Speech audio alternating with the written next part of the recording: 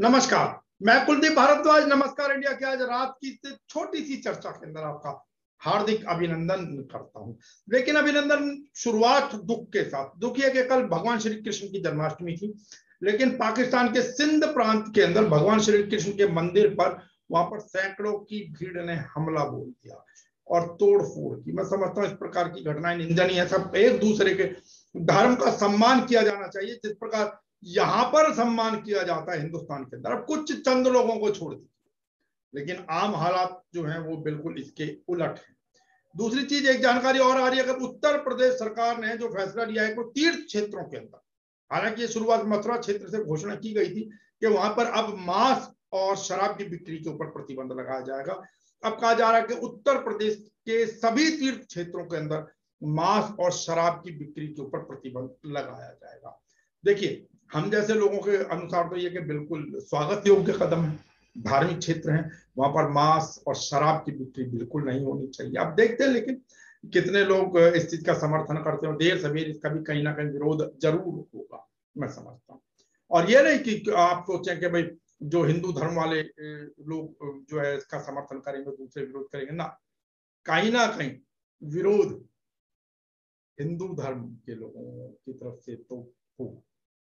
छोटे स्तर पर हो, कम स्तर पर हो, कुछ हिंदूवादी लोग, तथाकथित हिंदूवादी लोग जरूर हो सकता है चलिए भाजपा सरकार है तो उसके प्रेम में ना बोले, अच्छी बात है। खैर, नमस्कार इंडिया तो कम से कम इसका स्वागत करता है।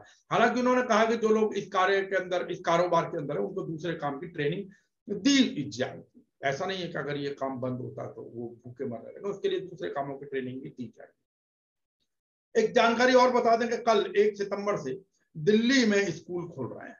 हालांकि कुछ गाइडलाइन जारी की गई है, लेकिन फिर भी, और मुझे किसी ने भेजा भी है कि भाई वो जो कंसेंट लेटर है स्कूलों की तरफ से, भाई आप अब जब भेज रहे तो किस पेरेंट के अंदर हिम्मत है, किस अभिभावक में हिम्मत है कि उस कंसेंट लेटर को साइन करके ना दे, तो बच्चे की एब्सेंट लगती रहेगी। कुछ नहीं करना सरकारों ने, उसके बाद आप लोग बेशक धक्के पे धक्के खाते चले जाएंगे। एक जानकारी और मैं बता दूं कि अब कहा जा रहा है कि यह जो जानकारी आ रही है निकल कर सूत्रों से, वो है कि पर्यटन क्षेत्र को भी बड़े, मैं शब्द का प्रयोग कर रहा हूं, बड़े निजी घरानों को अर्थात प्राइवेट सेक्टर को सौंपने की तैयारी हो रही है। अब इसमें कोई मोनेटाइजेशन का नाम दे दे, कुछ भी दे दे, कुल मिलाकर तो शब्द वास्तविकता तो बिक्री से ही साहब। और एक दुखद खबर और मैं बता दूं कि जो राजस्थान के नागौर के अंदर है, आपको मालूम है कि भीषण सड़क हादसा हुआ है। वहां अनेकों लोगों को, 1 दर्जन से ऊपर लोगों को जो है वो अभी तक की जानकारी के अनुसार तो जान गंवानी पड़ी। ये संख्या इससे कहीं ज्यादा हो सकती है और कुछ आधिकारिक सूत्र 11 भी कह रहे हैं, लेकिन हमारी जानकारी के अनुसार 12 लोगों ने जान अपनी गंवाई है। अब इससे आगे एक जानकारी और दे दूं, हमने, आपको मालूम है नमस्कार इंडिया ने पहले भी इस विषय में चर्चा की थी जब ये चीजें छुपी हुई चल रही थी कहीं ना कहीं। वो ये थी कि पहले था कि दोहा के अंदर कहीं ना कहीं छुप छुप के भारत सरकार के प्रतिनिधि और तालिबान के प्रतिनिधियों के अंदर वार्तालाप हुआ, और आज मैं समझता हूँ आधिकारिक रूप से ये बात हुई है, सामने आई है कि कतर के अंदर जो भारत के जो दूतावास है उनसे अब कहा तो जा रहा है कि तालिबान के अनुरोध के ऊपर ये मुलाकात हुई है। जो तालिबान के जो राजनीतिक प्रतिनिधि हैं उन्होंने मुलाकात की है भारत के राजदूत से। अब आधिकारिक हो, उनका अनुरोध हो या कुछ भी हो, सवाल तो ये उठता है कि अगर हम विरोध करते हैं तालिबानियों का, अगर हम तालिबानी हरकतों का विरोध करते हैं तो फिर मुलाकात कैसी, क्यों मुलाकात? अब इससे जो सबसे बड़ा झटका लगता है वो उन लोगों को लगता है जो लपेट लपेट कर गालियां दे रहे थे तालिबान को या बाकी लोगों को, या कुछ लोग चर्चाओं में तालिबान शब्द को लाना चाह रहे थे। हमने तब भी कहा था, देर या सबेर, नमस्कार इंडिया ने बोला था कि कहीं ना कहीं समर्थन दिया जाएगा भारत की तरफ से तालिबान।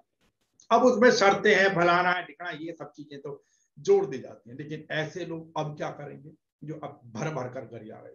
हम कह रहे हैं जिस प्रकार की हरकतें वो पहले करते थे बिल्कुल नहीं होनी चाहिए। मानवता प्राथमिकता है। अगर तालिबान नाम से अगर वो संगठन सुधर कर आता, जैसा कह रहे हैं कि वो जो डोडा वोडा की जो नशे का कारोबार था उसकी अब फसलें उन्होंने उड़ा दी, उसका कारोबार की इजाजत नहीं दे रहे। हालांकि वो जो तालिबान हथियार खरीदा करते थे इन्हीं डोडा की फसलों के बलबूते, इन्हीं नशे के कारोबार से उनको पैसा मिलता था, लेकिन अब वो बंद कर रहे हैं। तो इसका मतलब कोई ना कोई संदेश दे रहे हैं। और हाल फिलहाल उनकी कोशिश है कि वो अंतरराष्ट्रीय स्तर पर अपनी शायद छवि को कुछ बदलना चाह रहे हैं, यद्यपि लोग वहां के अभी भी डरे हुए हैं। कुछ घटनाएं अभी एक आ रहा है, एक वीडियो वायरल हो रहा है जिसके अंदर हेलीकॉप्टर के अंदर एक व्यक्ति को लटकाया हुआ है ऊपर हवा के अंदर। अब कुछ लोग कह रहे हैं कि भाई वो पश्चिमी देशों का समर्थन करते थे वो लोग, हालांकि किसी ने मजाक उड़ाया, नहीं ये तो ट्रायल था, लेकिन ऐसा कुछ नहीं है, वास्तविकता तो यही है। चलिए, ईश्वर इन लोगों को सद्बुद्धि दे, मैं तो यही कहूंगा। बाकी आपको मालूम ही, आपसे 3 दिन पहले प्रधानमंत्री नरेंद्र मोदी ने जो जलियांवाला बाग को नए रूप और स्वरूप के अंदर समर्पित किया था राष्ट्र को, अब उसकी आलोचना कई जगह से की जा रही है। कांग्रेस की तरफ से तो है ही, कम से कम बाकी लोगों की तरफ से भी की जा रही है कि भाई जो उसको मूल निशान था, जहां गोलियों वगैरह के जो पुराने जो मूल एंट्री और एग्जिट था, वहां पर जो पुराने निशान बने हुए थे गोलियों के, अब उनको बदल के उनको दूसरा स्वरूप प्रदान कर दिया गया, चमका दिया गया, नई नई मूर्ति आदि उसकी निंदा के भाई जो वास्तविकता थी आधुनिकीकरण के अंदर, जो वो गोलियों के निशान और बाकी जो उस प्रकार की वो चीजें थी वो तो छुपा दी गई चकाचौंध के अंदर। राहुल गांधी ने विरोध किया, हालांकि कैप्टन अमरिंदर सिंह ने, जो पंजाब के मुख्यमंत्री, उन्होंने तो इसको सही ठहराया है। अब देखिए, यहाँ थोड़ा सा वो विचार एक दूसरे के अलग है और होने वाजिब भी है, क्योंकि ये और इस सब की जड़ में है नवजोत सिंह सिद्धू, क्योंकि अब सिद्धू के कारण कांग्रेस फैसला नहीं ले पा रही। जो दम कैप्टन के अंदर था, कैप्टन अमरिंदर के अंदर, जिस प्रकार सरकार बनाने का, और आप अगर उसको डिच कर रहे हैं नवजोत सिद्धू के कारण, उनकी बातों को नहीं माना जा रहा। हो सकता है कुछ मुद्दे ठीक भी, मैं ये नहीं कह रहा, लेकिन खिंचाव तो आता ही। अब हर राजनीतिक अपने आप को जो स्थापित राजनीतिक मान लेता, वो कभी नहीं चाहता कि भाई मेरी बात को काटा जाए या मेरी बात को तवज्जो ना दी जाए। तो ये कुछ छोटी छोटी आज के लिए चर्चा थी। हालांकि अब जो ओवैसी साहब है, असदुद्दीन ओवैसी साहब, उन्होंने तो कांग्रेस के लिए यहाँ तक कह दिया, क्योंकि राहुल गांधी बैठ गए, राहुल गांधी डूब गए, कांग्रेस डूब चुकी है और अब कांग्रेस कभी भी नहीं उबर सकती। बाकी एक चीज देखा, आज दिल्ली में सुबह सुबह जो बारिश हुई उसके अंदर किस प्रकार पानी भरा हुआ फ्लाईओवर्स के नीचे, ऊपर से तो एक ऐसा आ रहा है जैसे झरने बह रहे हैं फ्लाईओवर के ऊपर से। हमने पहले भी कहा, कई बार कहा कि दिल्ली में वो तात्कालिक समाधान कर दिया जाता, लेकिन उसके बाद का आगे का नहीं देखा जाता। जितने भी अंडरपासेज हैं उन सबके नीचे पानी भरता ही भरता है, कहीं आप चले जाइए।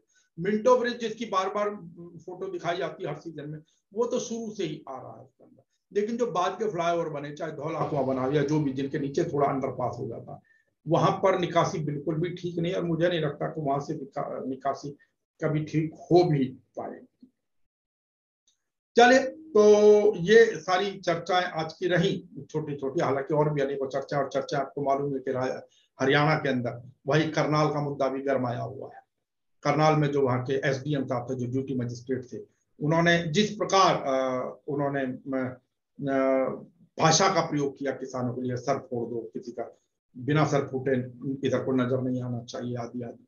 अब उसके ऊपर एक्शन तो अभी तक कोई लिया नहीं गया, और खट्टर साहब ने लिपापोती कर दिया कि भाई शब्द ठीक नहीं थे, लेकिन वो लोग फावड़ा लेकर आ रहे थे, फलाना देखना। एक वीडियो हुआ है जिसमें फावड़े से किसान अपने आप को बचा रहा है, डरा रहा है पुलिस वालों को, लेकिन जब चारों तरफ से आपने घेर रखा, ऐसे समय में जिसके हाथ में जो आता है वो तो वो सब कुछ दिखाता ही दिखाता है। नहीं दिखाना चाहिए, हम कोई समर्थन नहीं कर रहे हैं, लेकिन फिर भी, लेकिन इन सारी चीजों से जो एसडीएम साहब का केस है वो कमजोर नहीं पड़ता। और मैं तो कहता हूँ उदाहरण लेना चाहिए छत्तीसगढ़ से, जिस प्रकार वहां के जो डीएम साहब थे सूरजपुर के, उन पर किस प्रकार एक्शन लिया गया। अगरतला के अंदर भी हालांकि 5-6 दिन लग गए अगरतला में, लेकिन वहां भी एक्शन लिया गया। और ऐसे लोग जो इस प्रकार की भाषा का प्रयोग करते हैं, हम फिर कहते हैं ऐसे लोगों के विरुद्ध तो हत्या या हत्या के लिए उकसाने का मुकदमा दर्ज होना चाहिए ऐसे लोग। अब आज चंडीगढ़ के अंदर प्रेस कॉन्फ्रेंस की थी, उन्होंने क्या नाम है, राकेश टिकैत ने, मिशन यूपी जो 5 तारीख को मुजफ्फरनगर में जो किसानों की यात्रा, और मिशन यूपी अर्थात जो आगे चुनाव है 2022 में उत्तर प्रदेश में। सवाल अब आपने मिशन, सवाल ये, हालांकि उनके कुछ, उन्होंने अभी कुछ दिन पहले फिर कुछ लोगों को हटाया संयुक्त किसान मोर्चा ने। हम पहले बता रहे, राष्ट्रीय किसान मोर्चा नाम से अलग संगठन बन ही चुका है वहां से वीएम सिंह के नेतृत्व में, अगुवाई में कह लीजिए, नेता कोई भी बने उसके अंदर। लेकिन अभी एक विकल्प साहब से मेरी वार्तालाप हो रहा था, उन्होंने अपना एक वीडियो भी जारी किया जिसमें उन्होंने संयुक्त किसान मोर्चा, उन्होंने कहा कि टीकरी और सिंगू बॉर्डर से 12 करोड़ से ऊपर या कुछ करोड़ रुपया जो है किसानों ने चंदा दिया, तो उससे जो भी किसानों की डेथ हुई है उनका इलाज कराया जाए, उनको पैसा दिया जाए, उनकी सहायता राशि उनके दी जाए। और किसानों का काम या किसान नेताओं का काम ये होना चाहिए कि भाई, हालांकि उन्होंने बहुत बड़ा आरोप लगाया है घोटाले का, पैसे के घोटाले का, वीडियो मेरे पास है, लेकिन मैं उसकी चर्चा, विस्तृत चर्चा कल आप लोगों के साथ करूंगा उस कार्यक्रम के उसको। तो अब उन्होंने कहा कि भाई इन लोगों ने तो जो मांग किसान नेताओं को करनी चाहिए, जिस प्रकार वहां पर एक किसान मर भी गया करनाल में, इन्हें रास्ते जाम करने चाहिए थे, लेकिन ये लोग तो राजनीति में घुसे हुए, कहीं ना कहीं सॉफ्ट कॉर्नर बनाए हुए हैं कुछ लोगों को लेकर। तो वही बात है, किसान आंदोलन के अंदर ये किसान संगठन जो इनके अंदर दो नहीं कई फाड़ हो चुके हैं। और नमस्कार इंडिया, आप गौर कीजिएगा, हमने 26, 27, 28 जनवरी के बाद से, हालांकि उससे पहले भी हमने कहा था कि कुछ नेताओं का जो रुख है वो दूसरी तरफ है, नरम रुख है, तो वहां फाड़ तो उसी समय हो गया था, लेकिन उसके बाद से व्यवस्था बिगड़ती गई। और इस समय आपको पता है, एक समय हुआ करता था जब सिंघू बॉर्डर से दैनिक रूप से प्रेस कॉन्फ्रेंस होती थी, कुछ नेतागण अपने अपने मतलब बाइट भी दिया करते थे मीडिया को, आज वो सब कुछ बंद हो चुका है। और जो कुछ भी अगर थोड़ा बहुत बचा है सार्वजनिक पटल पर कम से कम, वो फिर गाजीपुर बॉर्डर पर बचा है, जहां पर राकेश टिकैत का नेतृत्व चल रहा है। तो ये सब चीजें, इससे कहीं ना कहीं अब सरकार को भी शायद समझ आ गया कि इनके अंदर फूट तो पड़ ही चुकी है, तो आसानी से तो सरकार जब पहले नहीं झुकी तो अब तो बहुत मुश्किल लग रहा है। और यही सब कारण है कि अव्यवस्थाएं फैली हुई, अब उतना जोश नहीं है। हालांकि टीकरी पर फिर कुछ लोग रुके हुए मैं कहूंगा, लेकिन आपको भी मालूम है किस प्रकार बंगाल की युवती के साथ बलात्कार वहां पर हो जाता है, और उनको नेताओं के जिस प्रकार के रोल थे आप सब समझ सकते हो। और सब ये पुनरावृत्ति ना हो, पुनरावृत्ति नहीं होनी चाहिए कहकर पल्ले झाड़ लिया जाता है और फिर से वही सब कुछ होता है। बात ये, ईश्वर जाने कब इन लोगों को सद्बुद्धि आएगी या कब कोई बात खुलेगा। चलिए, मैं कुलदीप भारद्वाज, नमस्कार इंडिया की आज की इस चर्चा के अंदर, छोटी सी चर्चा के अंदर अपनी वाणी को यही विराम दूंगा, और कल फिर आपसे मुलाकात होगी। लेकिन आपसे निवेदन की बाहर निकले तो नाक के ऊपर से और नीचे तक मास्क लगाकर, अपने बच्चों को कल आपने स्कूल जो दिल्ली या और कहीं स्कूल खोल रहे हैं सावधानी पूर्वक भेजें, समझाएं बच्चों को भी थोड़ा सा। नमस्कार।